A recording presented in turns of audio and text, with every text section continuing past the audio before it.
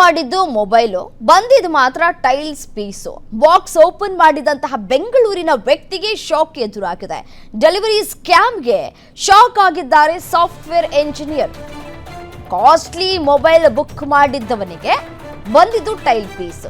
Expectations ಇರುತ್ತೆ, ಯಾವುದೇ ಸಮಸ್ಯೆಗಳಾಗೋದಿಲ್ಲ, ನಾನು ಪೇ ಮಾಡಿದ ದುಡ್ಡಿಗೆ ನನ್ನ ಮೊಬೈಲ್ ಸಿಗುತ್ತೆ ಅಂತ ಹೇಳಿ. ಬಟ್ ಆದರೆ ಮೊಬೈಲ್ ಬಂದಿಲ್ಲ ಆತನಿಗೆ, ಬಟ್ ಸಿಕ್ಕಿದ್ದು ಟೈಲ್ ಪೀಸು.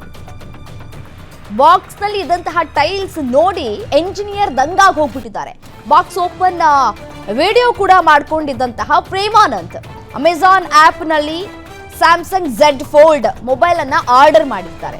ಈ ಸ್ಯಾಮ್ಸಂಗ್ ಝೆಡ್ ಫೋನ್ನ ಬೆಲೆ 1,85,000 ರೂಪಾಯಿ ಮೌಲ್ಯ ಆಗಿರುತ್ತೆ. ಆ್ಯಪ್ನಲ್ಲಿ ತೋರಿಸಿದಂತಹ ದಿನಾಂಕದಂತೆ ಆರ್ಡರ್ ಡೆಲಿವರಿ ಆಗಿತ್ತು. ಡೆಲಿವರಿ ಐಟಮ್ ಅನ್ನ ಪಡೆದು ಬಾಕ್ಸ್ ಓಪನ್ ಮಾಡಿದ್ರು ಪ್ರೇಮಾನಂದ್.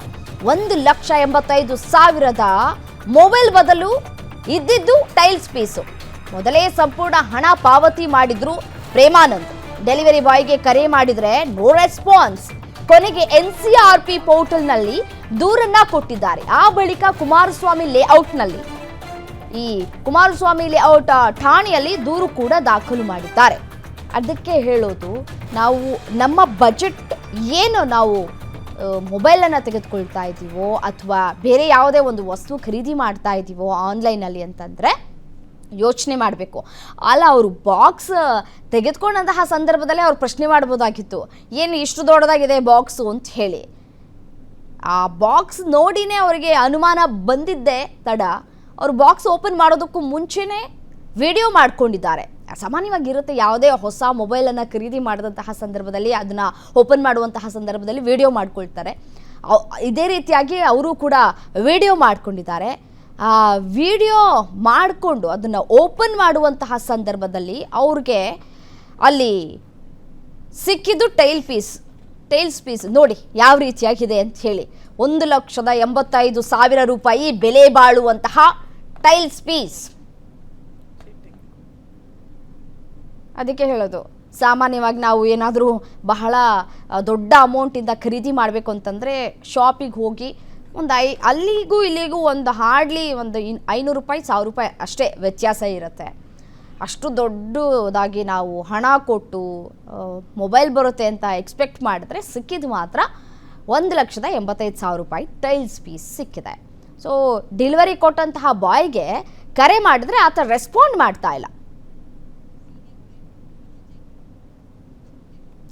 ಹೆಸರು ಇದೇ ವಿಚಾರಕ್ಕೆ ಸಂಬಂಧಪಟ್ಟಂತೆ ಮತ್ತಷ್ಟು ಡೀಟೇಲ್ಸ್ ಕೊಡ್ತಾ ಹೋಗ್ತಾರೆ ನಮ್ಮ senior crime reporter Ajay Gowda ದೂರವಾಣಿ ಸಂಪರ್ಕದಲ್ಲಿದ್ದಾರೆ. ಅಜಯ್, ಇತ್ತೀಚಿನ ದಿನಗಳಲ್ಲಿ ಯಾವುದೇ ಪೋರ್ಟಲಲ್ಲಿ ನಾವು ಏನೇ ವಸ್ತು ತೆಗೆದುಕೊಂಡ್ರೂ ದೋಖಾ ಆಗ್ತಾ ಇರೋದಂತೂ ಸರ್ವೇ ಸಾಮಾನ್ಯ ಆಗೋಗಿದೆ. ಅಮೆಜಾನ್, ಫ್ಲಿಪ್ಕಾರ್ಟ್ ಇಂಥ ಕಂಪ್ನಿಗಳು ಒರಿಜಿನಲ್ ಮೊಬೈಲ್ ಕಳಿಸಿದ್ರು ಡೆಲಿವರಿ ಬಾಯ್ಗಳು ಇಲ್ಲಿ ತಮ್ಮ ಕೈ ಚಳಕವನ್ನು ತೋರಿಸ್ತಾ ಇದ್ದಾರೆ. ಯಾವತ್ತು ಆರ್ಡರ್ ಮಾಡಿದ್ರಂತೆ, ಯಾವತ್ತು ರಿಸೀವ್ ಆಗಿದೆ. ಈಗ ಈ ವಿಚಾರಕ್ಕೆ ಸಂಬಂಧಪಟ್ಟಂತೆ ಕಂಪ್ಲೇಂಟ್ ಆಗಿದೆಯಾ? ಯಾರು ಈ ಡೆಲಿವರಿ ಬಾಯ್ ಅವನ್ನೇನಾದ್ರೂ ಕಾಂಟ್ಯಾಕ್ಟ್ ಸಿಕ್ಕಿದಾನ ಅಂತ?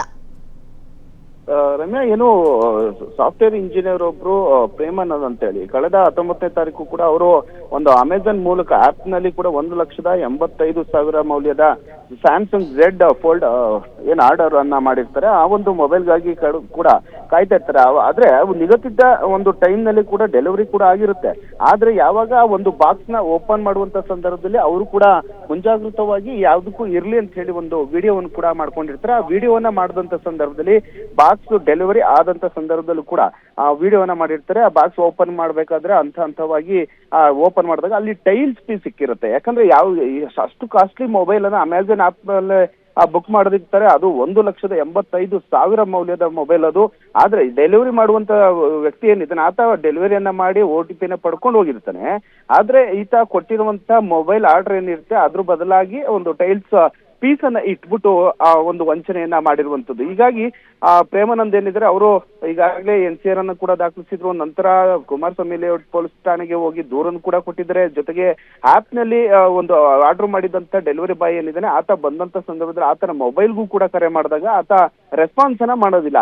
ಯಾವಾಗ ಆತ ರೆಸ್ಪಾನ್ಸ್ ಅನ್ನ ಮಾಡಲ್ಲ, ಕಾಲ್ ರಿಸೀವ್ ಮಾಡೋದಿಲ್ಲ, ಕೂಡಲೇ ಈ ಒಂದು ವಿಚಾರನ ಗಮನಕ್ಕೆ ತರಬೇಕು ಅಂತ ಹೇಳಿ NCRP ಪೋರ್ಟಲ್ಗೆ ಹೋಗಿ ಅಲ್ಲಿ ದೂರನ್ನು ಕೂಡ ಮಾಡಿರ್ತಾರೆ. ನಂತರ ಕುಮಾರಸ್ವಾಮಿ ಲೇಔಟ್ ಅವ್ರ ಪೊಲೀಸ್ ಠಾಣೆ ವ್ಯಾಪ್ತಿಗೆ ಬರುತ್ತೆ. ಅಲ್ಲಿ ಈಗಾಗಲೇ FIR ಅನ್ನು ಕೂಡ ದಾಖಲಿಸಿಕೊಂಡು ಈ ಯಾರು ತಂದ್ಕೊಟ್ಟಿದ್ರು ಜೊತೆಗೆ ಮೊಬೈಲ್ ಡೆಲಿವರಿ ಮಾಡಿದಂತಹ ವ್ಯಕ್ತಿ ಯಾರು ಅಂತ ಹೇಳಿ ಆತನ ಪತ್ತೆಗಾಗಿ ಪೊಲೀಸ್ನವರು ಈಗಾಗಲೇ ಬಲೆ ಬೀಸಿರುವಂತದ್ದು. ಜೊತೆಗೆ ಇಲ್ಲಿ ಪ್ರಮುಖವಾಗಿ ಈ ಡೆಲಿವರಿ ಸ್ಕ್ಯಾಮ್ಗೆ ಒಟ್ಟಿನಲ್ಲಿ ಸಾಕಷ್ಟು ಕೂಡ ಇದೇ ರೀತಿಯಾಗಿ ಹಲವು ಪ್ರಕರಣಗಳು ಕೂಡ ದಾಖಲಾಗ್ತಾ ಇದಾವೆ. ಆದ್ರೆ ಯಾವುದೇ ರೀತಿಯಾದಂತ ಅದನ್ನ ಕಂಪ್ಲೇಂಟ್ ಆದ್ರೂ ಕೂಡ ಯಾರು ಡೆಲಿವರಿ ಮಾಡುವಂತ ವ್ಯಕ್ತಿ ಯಾರು, ಆಪ್ ನ ಸಂಬಂಧಪಟ್ಟಂತೆ ಫ್ಲಿಪ್ಕಾರ್ಟ್ ಆಗಿರ್ಬೋದು ಅಥವಾ ಅಮೆಜಾನ್ ಆಗಿರ್ಬೋದು, ಅವ್ರಿಗೆ ಆ ಸಿಬ್ಬಂದಿಗಳಿಗೆ ಮ್ಯಾನೇಜರ್ಗೆ ಒಂದು ಬಿಸಿ ಮುಟ್ಟಿಸುವಂತ ಕೆಲಸವೂ ಕೂಡ ಎಲ್ಲೂ ಆಗ್ತಿಲ್ಲ. ಒಟ್ಟಿನಲ್ಲಿ ಕಾಸ್ಟ್ಲಿ ಮೊಬೈಲ್ ಅಂದ್ರೆ ಯಾವುದೇ ಮೊಬೈಲ್ ಬುಕ್ ಮಾಡಿದಂತ ಸಂದರ್ಭದಲ್ಲಿ 15,000 20,000 ರೂಪಾಯಿ ಒಳಗೆ ಇದ್ದಂತ ಮೊಬೈಲ್ಗಳನ್ನ ಈಸಿಯಾಗಿ ಅಲ್ಲಿ ಡೆಲಿವರಿ ಕೂಡ ಆಗುತ್ತೆ. ಆದ್ರೆ ಕಾಸ್ಟ್ಲಿ ಮೊಬೈಲ್ ಅನ್ನ ಬುಕ್ ಮಾಡಿದಾಗ ಅಥವಾ ಕಾಸ್ಟ್ಲಿ ಐಟಮ್ಗಳನ್ನ ಬುಕ್ ಮಾಡಿದಂತ ಸಂದರ್ಭದಲ್ಲಿ ಈ ರೀತಿಯಾಗಿ ವಂಚನೆ ಕೂಡ